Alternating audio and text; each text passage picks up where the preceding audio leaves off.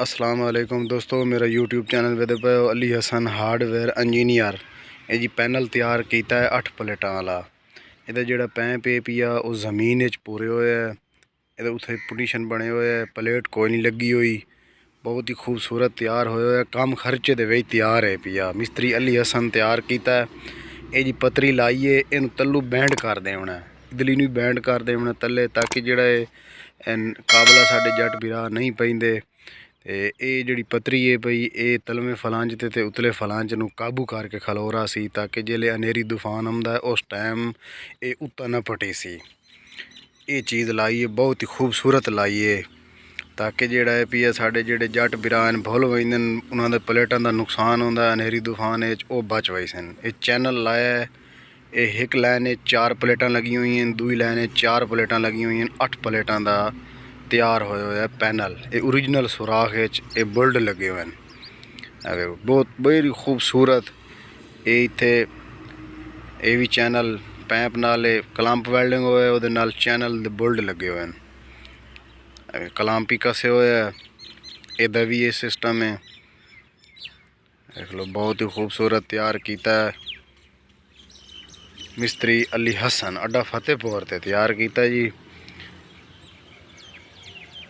12 प्लेटां 8 प्लेटां 6 प्लेटां ये पैनल तैयार करेने। ये दूआ पैनल है जी, पहला तो विखा दिता है, ये दूआ पैनल है। इहदा भी जमीन पैप पूरे होए है, ए पतरियां लगी हुई हैं इहदियां जी। इन बैंड कर देना, ये तलवे फलांच ते बिल्कुल यू टाइप बन गई सी, बेहतरीन सोहना काम हो गई सी। ये पैप उत्ता टी ना निकल सी, बिल्कुल फिक्स हो गई सी। इधर जी ये पैप इस हंडर च लगो है, ये चैनल लगे हुए हैं, ये प्लेटां कसी हुई हैं। बहुत ही कम खर्चे दे तैयार होंदा। काफ़ी साढ़े व्यूवर जेडे मैसेज करेंदे कि सानू ये चीज़ दसो जेड़ा साडा खर्चा कम होवे ते मजबूती भी होवे। अलहमदुलिल्लाह खर्चा भी कम है, मजबूती भी बड़ी है। ये दूआ पैनल है,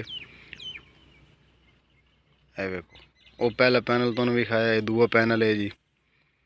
ये 1 2 3 4 4 एक साइड ते कसी हुई, 4 दूई साइड ते। मोटरसाइकिल ते भी 8 प्लेटां वाला बन वैंदा है, 10 प्लेटां वाला बन वैंदा, 12 13 तक मोटरसाइकिल ते भी बन वैंदा, फिटिंग हो सकती है। वो भी मिस्त्री अली हसन करेंदा अड्डा फतेहपुर ते। ये जी काम है अलहमदुलिल्लाह बड़ा सोहना और साफ सुथरा काम रंग करके देने बिल्कुल। दोस्तों वीडियो अच्छी लगे तो लाइक करना, साढ़े चैनल को सब्सक्राइब करना। नेक्स्ट वीडियो से मिलेंगे, तब तक के लिए अल्लाह हाफिज़।